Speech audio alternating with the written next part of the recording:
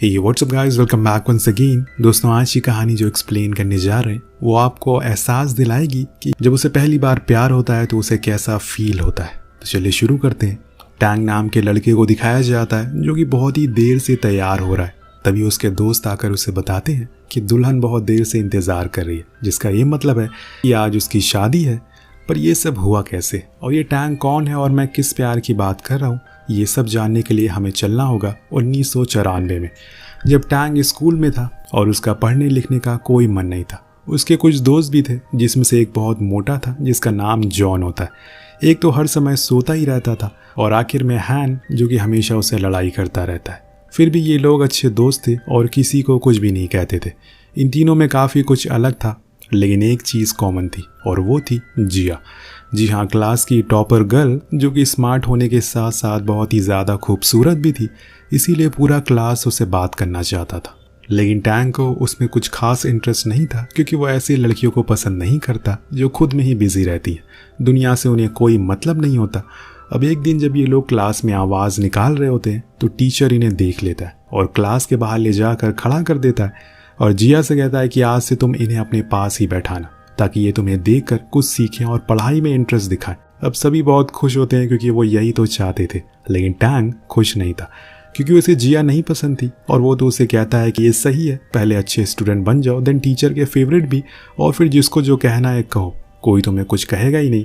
अब जिया कहती है कि तुम इतने अजीब क्यों, तुमने कभी सोचा नहीं कि आगे जाकर क्या करोगे? अगर ऐसे हर एग्ज़ाम में फेल होते रहोगे तो कहीं तुम्हें कोई भी जॉब नहीं मिलेगी। पर टैंग को उसकी बातों का कोई फ़र्क नहीं पड़ता। यहाँ हम एक और लड़की को देखते हैं जिसका नाम सून है, जो कि जिया की दोस्त है। वो कुछ न कुछ हमेशा ड्रॉ करती रहती है, जिसको देखकर टैंग टॉन्ट मारता है कि क्या तुम्हें यही करना है ज़िंदगी भर या फिर कुछ और सोचा है। तभी वहाँ जिया आ जाती है और बोलती है कि पहले तुम खुद के बारे में सोचो, और वो बेचारा चुप हो जाता है। हालांकि उसको किसी ने ऐसे चुप नहीं कराया, इसीलिए वो वहाँ से चला जाता है। इसके बाद हम टैंग के घर वालों को देखते हैं जो उसको लेकर बहुत ही ज़्यादा चिल थे। उन्हें कुछ ज़्यादा फर्क नहीं पड़ता। वहीं इसके स्कूल के हर एक लड़के को देखते हैं जो जिया को इम्प्रेस करना चाहता है। कोई मैजिक दिखाता है तो कोई उसे कॉन्सर्ट में चलने के लिए पूछता है। कोई रात में इसके घर के बाहर पहुंच जाता है और फ्लूट बजाकर दिखाता है। पर जिया इम्प्रेस होने के बजाय और परेशान होती जा रही थी। हर कोई कुछ न कुछ करता है सिवाय टैंग को छोड़कर। पर एक दिन जब इंग्लिश टीचर सभी को बुक निकालने को कहती है तो जिया देखती है कि उसकी छोटी बहन ने गलती से अपनी बुक उसके बैग में डाल दी है, जिस चक्कर में उसको सभी के सामने खड़ा होना पड़ेगा। लेकिन टैंग ऐसा होने नहीं देता। वो उसे खुद की बुक दे देता और उसकी जगह पर खुद पनिशमेंट ले लेता है। जब लंच ब्रेक होता है तो वो उसे थैंक यू कहती है और पूछती है कि आखिर वो पढ़ना क्यों नहीं चाहता। तो वो कहता है कि अगर मैं पढ़ने लग गया तो तुम क्लास की टॉपर रैंक से हट जाओगी, मुझे तुम्हारी ज़्यादा चिंता होती है। अब उसकी बात को सुनकर जिया हंसने लगती है और फिर क्लासेस शुरू हो जाती है। स्कूल के बाद जब जिया बाहर आती है तो टैंग से मिलती है और कहती है कि अगर वो चाहे तो वो उसकी मदद कर सकती है पढ़ने में, जिसके लिए वो उसे वर्क बुक भी देती है, जिसके अंदर उसे कुछ न्यूमेरिकल को मार्क किया हुआ, जिसे पढ़कर वो अगले टेस्ट में पास हो सके। साथ में उसने उसे एक असाइनमेंट भी दिया है जिसे वो कल बनाकर लाने को कहती है। पर टैंग पूछता है कि मैं ये आखिर करूँ क्यों? तो वो कहती है कि इससे मैं फिर से तुमसे अच्छे से बात करूंगी, क्योंकि मैं उन्हीं लोगों से बात करती हूँ जो पढ़ाई करते हैं। हालांकि टैंग को तो वो पसंद नहीं थी, क्योंकि वो ज़्यादा पढ़ने वाले लोगों को बिल्कुल पसंद नहीं करता।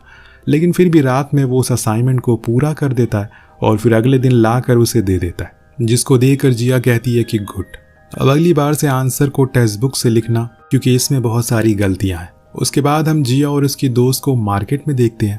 दोनों आपस में बातें करते हैं, जिसमें उसकी दोस्त पूछती है कि तुम टैंग में इतना इंटरेस्ट क्यों दिखा रही हो? तो वो बोलती है कि ऐसा कुछ नहीं है, मुझे सर ने बोला था, इसीलिए मैंने उसे वो असाइनमेंट दिया। जिसके बाद हम रात में टैंग को जो एक वर्क बुक को पूरा कर रहा है, लेकिन वो उसके लिए बहुत ही मुश्किल है, पर वो फिर भी उसे पूरा करने की पूरी कोशिश करता है, जिसको देखकर उसकी माँ बहुत खुश होती है और उसकी खूब तारीफ भी करती है कि वो बहुत मेहनत से पढ़ाई कर रहा है। अब सुबह तक वो उसे पूरा कर देता और फिर अगले दिन लाकर जिया को दे देता, जिस चीज़ को देखकर सभी उसके दोस्त हैरान थे। पर उस दिन वो बहुत ही ज़्यादा थक जाता और पूरे टाइम सोता ही रहता है। सभी ये सोचते हैं कि आखिर ये रात भर कर क्या रहा था। अब थोड़े दिन ये सब ऐसे ही चलता है। वो इतनी तेज तेज इंग्लिश को पढ़कर तैयारी करता है कि उसके पड़ोसी भी परेशान हो जाते हैं। खैर, एक दिन टीचर उन्हें बताते हैं कि अगले हफ्ते उनका टेस्ट है, तो तैयार रहना। उसके बाद वो सभी को उनके असाइनमेंट देते हैं और इस बारी टैंग के काफ़ी अच्छे नंबर आए थे, जिसको देखकर पूरे क्लास हैरान था। खासकर उसके दोस्त, लेकिन जिया को पता था कि इसके पीछे की क्या वजह है। वेल अब सीट पर आने के बाद वो उससे कहता है, क्या तुम्हें पता है जो कुछ भी हम पढ़ रहे हैं इसका आने वाले 10 सालों में कोई भी इस्तेमाल नहीं है, हमें खुद की मेहनत से कुछ करना पड़ेगा। तो जिया कहती है कि ज़रूरी नहीं है कि जिस काम में फल हो वही करो, हर काम में रिटर्न नहीं मिलता, कुछ काम बस ज़रूरी होते हैं और उन्हें पूरा करना पड़ता है, जैसे कि पढ़ाई। वो दोनों स्माइल कर रहे हैं, बहुत देर तक ऐसी ही बातें करते रहते हैं, जिससे कि टैंग के दोस्त हैन देख लेता है, जो जिया पर बहुत टाइम से ट्राई मार रहा है। इसीलिए वो टैंग से कहता है कि तुम मेरे लिए जिया को एक लव लेटर लिखोगी, जिसके बदले में मैं तुम्हारे लिए पूरे साल का सोडा दूंगा। अब सोडा के लालच में वो मान जाता है। उधर जिया टैंग से कहती है, तुम्हें स्कूल नाइट स्टडी करना चाहिए, काफ़ी बच्चे करते हैं, इससे तुम्हारे ग्रेड्स अच्छे होंगे। अब वो मान जाता और फिर एक रात वो इंग्लिश में बहुत चीज़ी सा लव लेटर लिख और उसे दे देता है, जिसको जिया पढ़ती है और वो समझ जाती है कि ये टैंग नहीं लिखा है, क्योंकि ये उसी की हैंड राइटिंग है। इसीलिए वो उसकी वोकैबुलरी का बहुत मजाक बनाती है और कहती है कि मैं उन्हीं लड़कों को पसंद करती हूँ जो मुझसे पढ़ाई में आगे होते हैं। जो बात टैंग का ईगो हर्ट कर देती है, जिससे कि वो कहता है कि ठीक है, अगर ऐसी बात है तो आने वाले टेस्ट में अगर मैंने तुमसे ज़्यादा मार्क्स ला दिए तो तुम्हें पोनी टेल बनानी होगी, क्योंकि उसमें तुम ज़्यादा अच्छी लगती हो। अब ये सुनकर जिया हल्की सी स्माइल करती है और कहती है कि ठीक है, चलेंगे दोनों, देखते हैं। अब इनकी डील डन हो जाती है। दोनों ही बहुत मेहनत करते हैं, खासकर टैंग, जो दिन रात सब कुछ छोड़कर बस पढ़ाई में ही लगा रहता है। उसने तो अपने दोस्तों से भी मिलना छोड़ दिया है और इतनी कड़ी मेहनत करने के बाद भी वो पीछे रह जाता है जिया से। लेकिन उसके मार्क्स काफ़ी इम्प्रूव हो गए थे, पर हार तो हार होती है, इसीलिए शर्त के मुताबिक वो उसी रात जाकर अपने बाल कटवा लेता है, जिसको देखकर जिया उसका बहुत मजाक बनाती है। यहाँ तक कि उसके दोस्त भी अगले दिन उसका बहुत मजाक बनाते हैं, पर बेचारा वो क्या करे, हार जो गया है। लेकिन जिया ने उसका दिल नहीं तोड़ा। अगले दिन वो पोनी टेल करके आती है, जिसको देखकर टैंग का मुंह खुला का खुला रह जाता है। बस वही नहीं बल्कि पूरी क्लास उसे देखती रह जाती है। अब एक दिन इनकी क्लास में पैसे चोरी हो जाते हैं, जिससे कि गार्ड आकर सभी को कहता है कि जिसको लगता है कि किसने पैसे चुराए हैं वो उसका नाम लिखकर बॉक्स में डाल दे या फिर अपने एक एक करके बैग चेक करवाए। लेकिन ये बात हैन को पसंद नहीं आती। वो कहता है कि इससे सभी के बीच में दरार पड़ सकती है, जिस बात से जिया भी खड़ी होती है और फिर एक एक करके पूरे क्लास। लेकिन बाद में वो पैसे हैन के बैग से ही मिलते हैं, जिसके लिए जिया के साथ साथ उसके पूरे ग्रुप को पनिशमेंट मिलती है। और ये जिया की पहली पनिशमेंट थी, जिसकी वजह से वो बहुत रोती है। टैंग और उसके ग्रुप के दोस्त उसे चीयर अप करते हैं और कहते हैं तुमने जो किया वो बहुत ही अच्छा था, और खूब सारे जोक सुनाने लगते हैं, जिससे कि जिया बहुत ही खुश होती है और हंसना शुरू कर दी। वेल दोस्तों, यही तो स्कूल लाइफ के गोल्डन डेज होते हैं, जिसे हम जिंदगी भर याद रखते हैं। अब कुछ हफ्ते बाद इनका हाई स्कूल खत्म होने को आ जाता है। आखिरी एग्जाम देकर सभी बहुत खुश थे और साथ में एंजॉय करते हैं। टैंग के पूरे ग्रुप को एंजॉय करते हुए देखकर उसकी दोस्त जिया से पूछती है कि तुम्हें इनमें से कौन पसंद है, तो उसके कान में वो धीरे से कहती है कि टैंग। जिसके बाद दोनों खूब हंसते हैं। कॉलेज का एंट्रेंस एग्जाम देने के बाद सभी लोग ट्रिप पर जाते हैं एंजॉय करने के लिए, जहाँ पर टैंग जिया के साथ ही रहता है और खूब मस्ती करता है। इसके बाद वो सब एक जगह पर बैठकर सोचते हैं कि उन्हें आगे क्या करना है लाइफ में, या फिर अब वो क्या करेंगे, कौन से कॉलेज में जाएंगे, क्योंकि सभी एक ही कॉलेज में जाएं ऐसा होना तो मुमकिन नहीं है। अब सभी अपने अपने फ्यूचर के प्लान शेयर करते हैं। फिर टैंग कहता है कि मुझे कुछ ऐसा करना है जिससे कि दुनिया चेंज हो, कुछ इम्पैक्टफुल हो। अब कुछ दिन बाद सभी का एंट्रेंस एग्जाम का रिजल्ट आता है, जिसे बताने के लिए टैंग जिया के पास जाता है, पर वो बहुत रो रही थी। टैंग अपनी शर्ट उतार कर देता है ताकि वो अपने आंसुओं को पोंछ सके। वहाँ वो अपने दिल की बात भी कहता है, जिसके जवाब में जिया कहती है कि मुझे पता है पहले से, जिसे दोनों ही हंसने लगते हैं। अब अगले दिन इनके कॉलेज जाने का दिन आ जाता है। टैंग जिया को कहता है कि तुम वहाँ जाकर किसी और से ज़्यादा अटैच मत हो जाना, मुझे कभी मत भूलना। और फिर यहाँ दोनों इतने साल बाद अलग अलग रास्ते निकल जाते हैं, जिसके बाद हमें टैंग की कॉलेज लाइफ दिखाई जाती है, जो कि स्कूल से बहुत ही अलग थी। वो हॉस्टल में रहता था और उसके कुछ दोस्त भी बन गए थे, जो सभी मिलकर काफ़ी मस्ती करते थे। उस टाइम मोबाइल फ़ोन नहीं हुआ करता था, इसीलिए सभी लाइन में लगकर अपने लोगों से बात करते हैं। लेकिन टैंग अपने डिनर के पैसे बचा लेता है ताकि वो जिया से 2 बार बात कर सके दिन में। वो कॉल पर भी कहता है कि तुम वहाँ किसी लड़के से बात मत करना। जिया कहती है कि इसके अलावा भी और भी तुम बोल सकते हो। देन इसके बाद हम दोनों को कई महीनों के बाद साथ में क्रिसमस पर देखते हैं। दोनों का कॉलेज हॉलीडेज था, इसीलिए पूरे दिन साथ में ही रहते हैं और खूब मस्ती करते हैं। दिन एक समय पर जिया टैंग से कहती है, तुम मुझे सही से जानते नहीं हो, मैं जैसी स्कूल में थी वैसी घर पर नहीं हूँ, छोटी छोटी चीज़ों पर गुस्सा हो जाती हूँ। तो टैंग कहता है कि मुझे कोई फ़र्क नहीं पड़ता। जिसके बाद दोनों एक बैलून को छोड़ते हैं जिसमें वो अपनी अपनी विश लिखते हैं और टैंग लिखता है कि जिया हमेशा के लिए उसकी हो जाए। वो कहती है कि क्या तुम मेरे आंसर सुनना चाहोगे कि मैं तुमसे बस प्यार करते रहना चाहता हूँ, इस पल को कभी छोड़ना नहीं चाहता। जो बोलकर वो उस बैलून को हवा में छोड़ देता है। उस दिन के बाद से टैंग फिर से कॉलेज वापस आ जाता है, पर अब वो जिया के लिए कुछ करना चाहता है। उसे दिखाना चाहता है कि वो भी पावरफुल है, वो उसके लायक है, जिसके लिए वो कुंफू क्लासेस ज्वाइन कर लेता है। और फिर वो एक दिन कंपटीशन में भी लड़ता है, लेकिन ये चीज़ जिया को पसंद नहीं आती। वो जब उसकी फाइट को देखने आती है तो उसे बुरी तरह से पिटाई हो रही थी, जिसको देखकर उसे बिल्कुल भी अच्छा नहीं लगता। इसीलिए वो बाद में टैंग से बात करती है और बहुत डांटती है कि तुम्हें ये सब नहीं करना चाहिए था, इससे तुम्हें चोट लग सकती है। टैंग कहता है कि ऐसा कुछ नहीं है, पर इस चीज़ को लेकर दोनों में बहस हो जाती है और टैंग कहता है कि वो उसकी तरह इतनी सीरियस नहीं है, उसे जो अच्छा लगेगा वो वही करेगा। ये बोलकर वो वहाँ से चली जाती है। जिया को लगता है कि वो वापस आएगा, लेकिन वो नहीं आता और ऐसे ही तकरीबन 2 साल बीत जाते हैं। जी हाँ दोस्तों, 2 साल।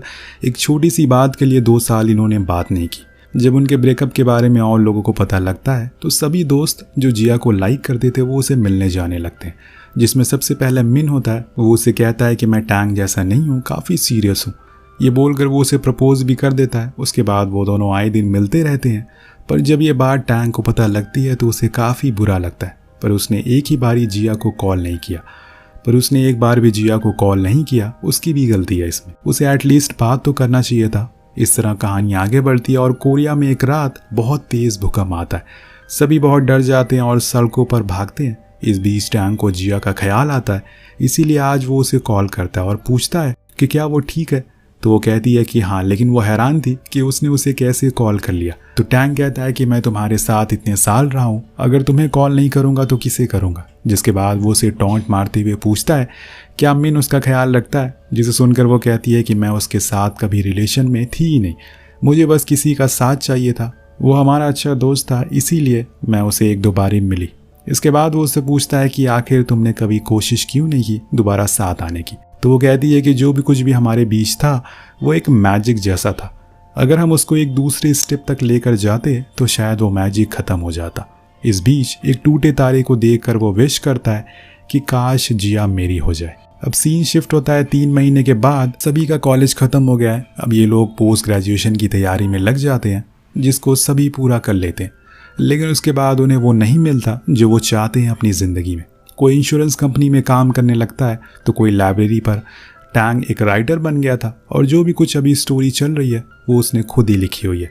इन सभी के बीच एक ही लड़की सक्सेसफुल हुई, वो थी जिया की दोस्त सून, जो कि कुछ ना कुछ ड्रॉ करती रहती थी और आज वो एक बहुत बड़ी आर्टिस्ट बन गई है। कहानी एक बार फिर से प्रेजेंट में आ जाती है, जहाँ पर उसी सीन को देखते हैं जो कि हमने शुरुआत में देखा था। यहाँ पर टैंग तैयार हो रहा है, पर किसी के लिए नहीं, पर किसके लिए वो राज अभी खुल जाएगा। दरअसल आज सभी दोस्तों का रीयूनियन है, जो कि मुमकिन हो पाया है जिया की बदौलत, क्योंकि उसकी आज शादी है, पर टैंग के साथ नहीं बल्कि किसी और के साथ, जिसके साथ वो खुश है। और तब टैंग कहता है कि अगर तुम किसी लड़की के साथ प्यार करते हो और अगर वो किसी और के साथ खुश है तो इससे अच्छी बात क्या ही हो सकती है। दिन सभी लोग जिया के साथ फोटोज क्लिक करवाते हैं, पर इस दौरान एक लड़का जो कि बहुत ही ठरकी होता है, वो उसे हस्बैंड से पूछता है कि क्या हम जिया को किस कर सकते हैं। तो वो कहता है कि उसके लिए तुम्हें पहले मुझे किस करना होगा। तभी टैंग भागते हुए जाता है, उसे पकड़कर बहुत देर तक किस करता है और फिर जिया के पास आकर कहता है कि मैं हमेशा से ऐसा ही था, एकदम बच्चों जैसा, मुझे जो अच्छा लगता था मैं वही करता था और मेरी ज़िंदगी का सबसे खूबसूरत पल था जब मैंने तुम्हें पहली बार पॉनी टेल में देखा था। उसने जिया को उसकी शादी का गिफ्ट भी दिया, जिस पर लिखा था you are apple of my eye, यानी कि तुम मेरी आंखों का तारा हो, जो कि इस कहानी का टाइटल भी है, जिसके साथ इस कहानी का यहीं पर एंडिंग हो जाती है। क्योंकि कभी कभी कुछ कहानियाँ अधूरी छोड़ देनी चाहिए, उनके लिए वही बेहतर है। कुछ कहानियाँ पूरी कभी नहीं होती। तो दोस्तों, मेरा सवाल आपसे है कि आपको पहला प्यार कब हुआ? क्या वो कभी मुकम्मल हुआ, पूरा हुआ? अगर हुआ तो नीचे कमेंट करके ज़रूर बताइए, अगर नहीं हुआ तो फिर भी कमेंट करिए। मिलते हैं अगली वीडियो में। Thank you so much watching. Peace out.